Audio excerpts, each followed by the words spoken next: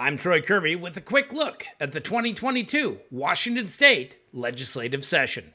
The House Finance Committee heard public testimony on Substitute House Bill 1814, which would expand equitable access to the benefits of renewable energy through community solar projects. We've provided guardrails and assurances to make sure it's as smooth as possible, but we also really need to make sure that we aren't leaving people behind in this big shift.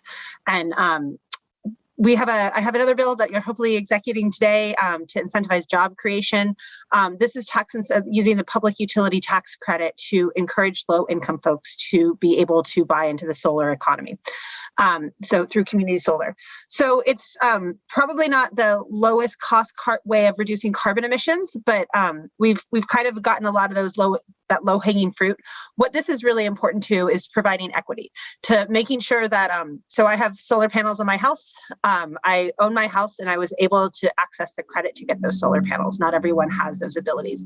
And when we look at ways to subsidize green energy that impact individuals, you often need to make some sort of capital cost. So this gets around that by providing that capital cost up front and working with utilities to make sure that people who don't necessarily own their house can own like a share in a community solar piece. As a nearly 2-year-long utility shutoff moratorium ends, the cost of electricity is putting pressure on already strained families. This low-income solar program will leverage clean energy to provide long-term economic relief to communities most burdened by energy bills. For too long, the savings that solar panels generate have been out of reach to low-income households, to multifamily housing, and to renters. Climate change has impacts on farmers and farmland. We support actions that mitigate these impacts. We also advocate for the responsible build-out of solar energy to protect our food systems and agricultural economies. HB 1814 advances both of these goals.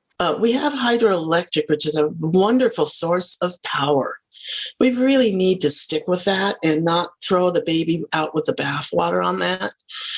If solar is meant to be a secondary support, that's one thing, but it really should never, I really don't wish to ever see solar become something where it becomes a sole source of electrical support, because it can't sustain it.